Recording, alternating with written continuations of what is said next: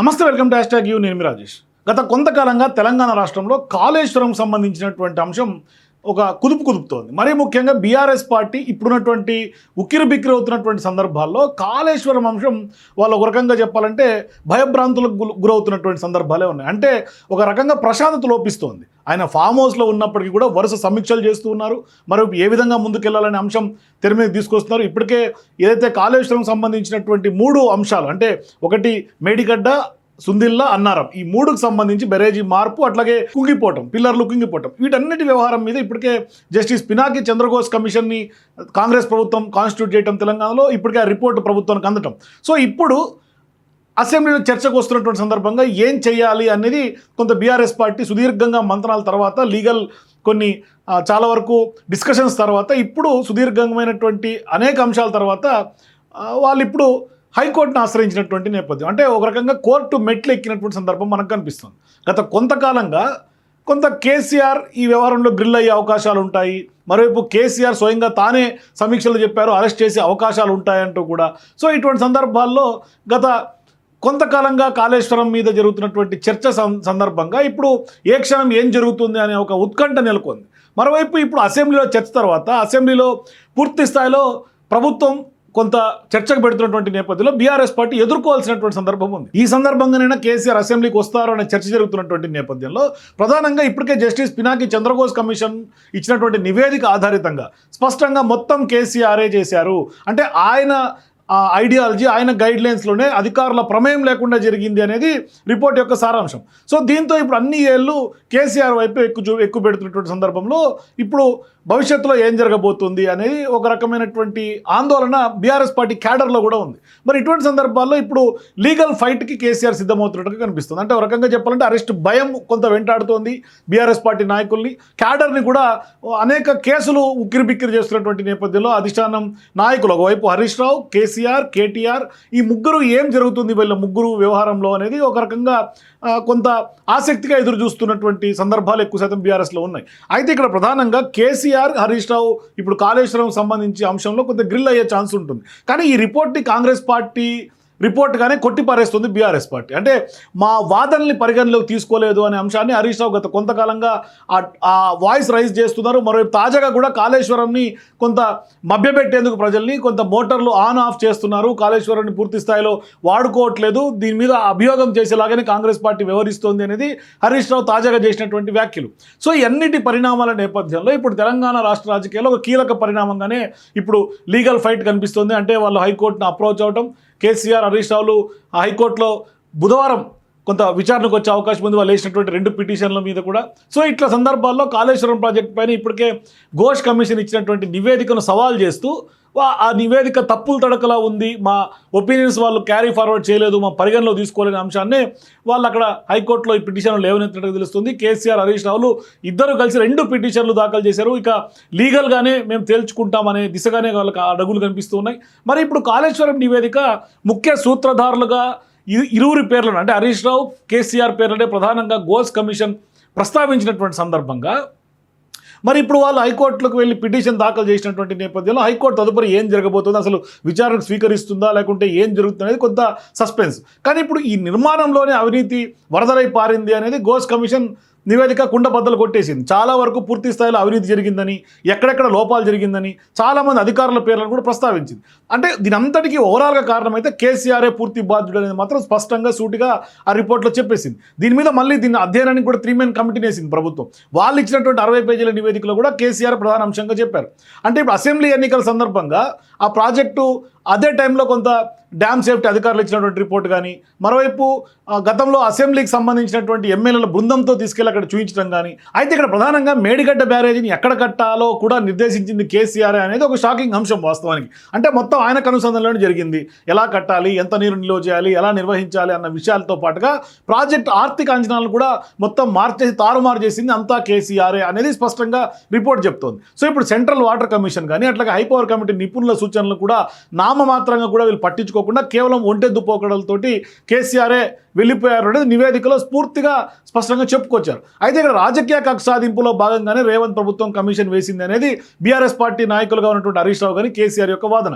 కానీ ఇప్పటిదాకా ఈ రిపోర్ట్ మీద కేసీఆర్ బయటకు వచ్చి మాట్లాడినటువంటి సందర్భాలు లేవు, కామెంట్స్ లేవు, కనీసం మీడియాకు కూడా ఇచ్చినటువంటి దాంట్లో ఎక్కడ వాళ్ళ కామెంట్స్ లేవు. కేవలం హరీష్ రావు మాట్లాడుతున్నారు, కేటీఆర్ మాట్లాడుతున్నారు. కానీ ఇప్పుడు జస్టిస్ పీసీ ఘోష్ ఇచ్చినటువంటి నివేదిక స్టే ఇవ్వాలనేది ఇప్పుడు పిటిషన్లో వాళ్ళ ప్రధాన అంశంగా పేర్కొంటూ ఉన్నారు. అంటే గతంలో విద్యుత్ కొనుగోలు అంశంలో కూడా కాంగ్రెస్ ప్రభుత్వం వేసినటువంటి జస్టిస్ నరసింహారెడ్డి కమిషన్ పైన కూడా కేసీఆర్ ఇప్పటికే సుప్రీంకోర్టుకు వెళ్ళి మళ్ళీ రిలీఫ్ పొందినటువంటి సందర్భాలు కూడా ఈ సందర్భంగా మనం గుర్తు చేసుకోవాలి. సో ఈ నేపథ్యంలో ఇప్పుడు హైకోర్టుకి ఆశ్రయించినటువంటి నేపథ్యంలో జస్టిస్ పీసీ ఘోష్ ఇచ్చినటువంటి కమిషన్ మీద స్టే ఇస్తుందా ఇవ్వదా హైకోర్టు అని చూడాలి.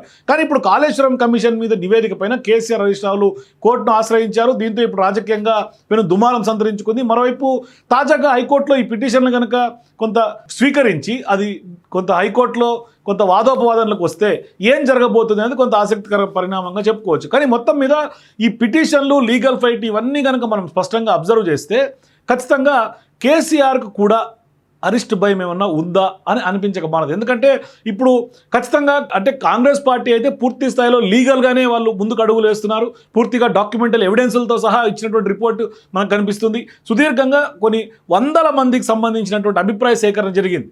అంటే ఇక్కడ పూర్తిగా జస్టిస్ పీసీ ఘోష్ కమిషన్ ఏమి కేసీఆర్ సంబంధించినటువంటి వాదనో లేకుంటే హరీష్ రావు వాదనో ఏమి తీసుకోలేదు, కొట్టిపారేది అంటట్లేదు. ఎందుకంటే ఓపెన్ కోర్ట్స్లో వాళ్ళని కూడా విచారణకు పిలిచింది పీసీ ఘోష్ కమిషన్. ఆనాడు కేసీఆర్ వెళ్ళారు, సుదీర్ఘంగా ఆయన కూడా తన వాదనని వినిపించారు పీసీ ఘోష్ కమిషన్ ముందు. హరీష్ రావు గారు వెళ్ళారు, ఆయన చెప్పారు. అట్లాగే ఈటల రాజేందర్ అప్పట్లో ఆర్థిక శాఖ మంత్రిగా పనిచేసినటువంటి ఇప్పుడు బీజేపీ ఎంపీ అయినటువంటి ఈటల రాజేందర్ కూడా పిలిచారు.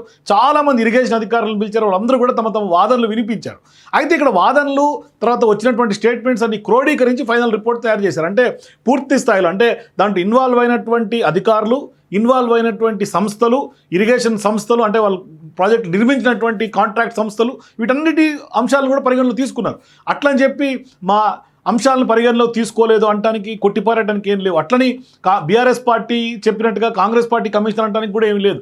కానీ ఇక్కడ వాళ్ళు చెప్తుంది ఏంటంటే మా వాదన వినలేదు, మా వాదన పట్టించుకోలేదు, మేము చెప్తున్నటువంటి డాక్యుమెంట్స్ని వాళ్ళు కనీసం కన్సిడర్ చేయలేదు, మేము డాక్యుమెంటల్ ఎవిడెన్స్ ప్రొవైడ్ చేసినప్పుడు కూడా వాళ్ళు దాన్ని స్వీకరించలేదు అనేది ఇప్పుడు వాళ్ళు చెప్తున్నటువంటి మాట. కానీ మరి ఈ రిపోర్ట్ పైన ఇప్పుడు హైకోర్టు స్టే ఇస్తుందా లేదా? ఎందుకంటే ఇప్పుడు తదుపరి జరగబోయే అసెంబ్లీ సెషన్స్లోనే ఇది చర్చకు వచ్చే అవకాశం ఉంటుంది.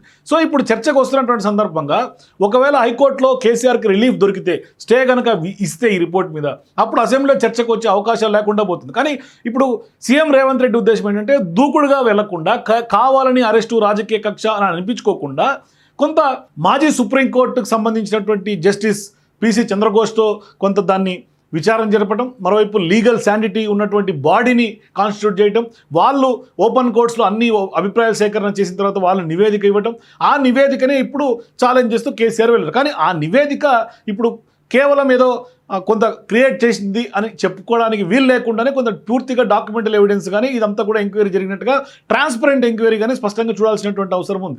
కానీ ఇప్పుడు ఆ ఎంక్వైరీ పైన కూడా కేసీఆర్ అండ్ బీఆర్ఎస్ పార్టీ, హరీష్ రావులు అందరూ కూడా కొంత అనుమానాలు వ్యక్తం చేస్తున్నటువంటి నేపథ్యంలో భవిష్యత్తులో ఏం జరగబోతుంది అనేది అయితే $1 మిలియన్ క్వశ్చన్. కానీ ఇక్కడ ప్రధానంగా స్థానిక సంస్థల ఎన్నికలు ఒకవైపు వస్తున్నాయి, మరోవైపు అరెస్ట్ చేసినా లేకుంటే ఇంకేదన్నా కొంత అడుగులు ముందుకేసిన కాంగ్రెస్ పార్టీ తరఫున అది స్పష్టంగా అధికారంలో ఉన్నటువంటి వాళ్ళు, ఆ పార్టీ కొంత రాజకీయ కక్ష సాధింపు అనేది స్పష్టంగా బీఆర్ఎస్ పార్టీకి అడ్వాంటేజ్గా మారే అవకాశాలు ఉంటాయి స్థానిక సంస్థల ఎన్నికల్లో కానీ లేకుంటే భవిష్యత్తులో జరిగే ఎన్నికల్లో కానీ. అందుకనే అటువంటి దానికి తావు ఇవ్వకుండా ఇప్పుడు రాజకీయ కక్షని ముందుగానే దీన్ని లేవనెత్తి లీగల్ ఫైట్కి కేసీఆర్ సిద్ధమయ్యారు, బయలుదేరారు, హైకోర్టులో పిటిషన్ వేశారు. కానీ ఇప్పుడు సీఎం రేవంత్ రెడ్డి మాత్రం అటువంటి చర్యలకు ఉపక్రమించకుండా కొంత ఆచితూచి అడుగులు వేస్తున్నటువంటి సందర్భం ఉంది. తెలంగాణలో ఉన్నటువంటి ఎంటైర్ ప్రజానికానికి మరి ఏం జరిగింది కాళేశ్వరంలో అనేది వాస్తవాలు ఎలివేట్ చేసే దిశగానే అసెంబ్లీలో చర్చకు పెట్టి అక్కడ అసెంబ్లీలో బీఆర్ఎస్ పార్టీ వాదన ఏంటి, ఎంఐఎం వాదన ఏంటి, బీజేపీ పార్టీ వాదన ఏంటి, ఇట్లా అన్ని పార్టీలకు సంబంధించినటువంటి ప్రజాప్రతినిధుల వాదనలు తీసుకొని చర్చ జరిగిన తర్వాత, సుదీర్ఘమైనటువంటి చర్చ తర్వాత అసెంబ్లీలోనే ఒక నిర్ణయం తీసుకునే అవకాశం ఉంటుంది. అంటే అసెంబ్లీలోనే ఒక కొలిక్కి తీసుకొచ్చే అవకాశం ఉంటుంది. ఇప్పటికే అసెంబ్లీలో చర్చ పెట్టాలి అనేది క్యాబినెట్లోనే తీర్మానం జరిగిపోయింది. ఆ క్యాబినెట్ తీర్మానం తర్వాతనే అసెంబ్లీ చర్చకి వీళ్ళు గ్రీన్ సిగ్నల్ ఇచ్చినటువంటి పరిస్థితి. సో ఇటువంటి సందర్భాల్లో ఇప్పుడు కేవలం ఈ 3 అంశాలకు సంబంధించే విచారణ జరిగింది. మొత్తం ఎంటైర్ కాళేశ్వరం మీద కూడా ఈ పీసీ ఘోష్ కమిషన్ విచారణ జరపల కాంగ్రెస్ పార్టీ ప్రభుత్వం. కేవలం ఎక్కడైతే పిల్లర్లు కుంగిపోయినాయి, అట్లాగే ఈ డిజైన్లో ఉన్నటువంటి మార్పులు, అట్లాగే ఈ మేడిగడ్డ సుందిల్లా అన్నారు, ఈ 3 బరేజీలకు సంబంధించినటువంటి వ్యవహారం మీద మాత్రమే పీసీ ఘోష్ కమిషన్ ఎంక్వైరీ చేసింది, రిపోర్ట్ సబ్మిట్ చేసింది. ఎంటైర్ కాళేశ్వరం మీద గత కొంతకాలంగా అంటే బీజేపీ నాయకులు బీఆర్ఎస్ పార్టీ మీద చేస్తున్నటువంటి ఆరోపణలు కారణంగా, అంటే లక్షల కోట్ల కుంభకోణం జరిగిపోయింది అని ఏదైతే ఆరోపణలు వస్తున్నాయో, ఇప్పుడు ఆ ఆరోపణల మీద ఇంకా దాని మీద పూర్తిగా ఆర్థిక లావాదేవీలకు సంబంధించినటువంటి విచారణ అంత డెప్త్గా చేయాలంటే ఖచ్చితంగా ప్రభుత్వంలో ఉన్నటువంటి కేంద్ర ప్రభుత్వం ఆధీనంలో ఉన్నటువంటి సంస్థలు కొంత చేయాల్సినటువంటి అవసరం ఉంది. అంటే సిబిఐ ఇటువంటి ఇన్వాల్వ్ అయితే తప్ప దాంట్లో ఏం జరిగింది అనేది లోటుపాట్లు బయటకు వచ్చే అవకాశం లేదు అనేది కొంత రాజకీయంగా ఉన్నటువంటి డిమాండ్. సో ఇటువంటి సందర్భాల్లో మరి అక్కడ దాకా అడుగులు వేస్తుందా? మరి మొదట్లోనే ఈ కాళేశ్వరం సంబంధించినటువంటి ఎంటైర్ ఈ వ్యవహారంలో కొంత పీసీ ఘోష్ ఇచ్చినటువంటి కమిషన్ మీద హైకోర్టు ఏం చెప్తుంది? నిజంగానే స్టే ఇస్తుందా, లేకుంటే కేసీఆర్కి షాక్ తగులుతుంది హైకోర్టు? లేదు, ఆ ఇచ్చినటువంటి రిపోర్టు జడ్జి మొత్తం ఓపెన్ కోర్టును అభిప్రాయం సేకరించి ఇచ్చారు కాబట్టి దాని మీద ఇప్పుడేం మేము డెసిషన్ తీసుకోలేము అంటే తదుపరి వీళ్ళు ఏమన్నా మళ్ళీ సుప్రీంకోర్టుకి వెళ్ళే అవకాశం ఉంటుందా? అసలు అసెంబ్లీలో చర్చకైనా వస్తుందా రాదా? ఇట్లా అనేక అనుమానాలు ఉన్నాయి. మరి వీటన్నిటిని కొంత ఏం జరుగుతుందో తెలియాలంటే మాత్రం హైకోర్టులో ఆ పిటిషన్ను స్వీకరించిన తర్వాత, హైకోర్టు యాక్సెప్ట్ చేసి చర్చలు జరిగిన తర్వాత, హైకోర్టు తీర్పు తర్వాతనే మనకు క్లారిటీ వచ్చే అవకాశాలు ఉంటాయి. కానీ మొత్తం మీద అయితే మాత్రం లీగల్ ఫైట్కి అయితే బీఆర్ఎస్ పార్టీ కేసీఆర్ సిద్ధమైనట్టుగా స్పష్టంగా కనిపిస్తుంది. సో చూద్దాం భవిష్యత్తులో ఏం జరుగుతుంది. మీరు కూడా ఇప్పుడు కేసీఆర్ లీగల్ ఫైట్కి సిద్ధమైనటువంటి నేపథ్యంలో భవిష్యత్తులో ఏం జరగబోతుంది? మరి హైకోర్టు స్టే ఇస్తుందా, మరి కేసీఆర్కి షాక్ ఇచ్చే అవకాశాలు కనిపిస్తున్నాయి? ఎంతవరకు ఏం జరుగుతున్నది మాత్రం మీ అభిప్రాయాల కింద నాకు కామెంట్స్ తెలియజేయండి. For more videos please watch #.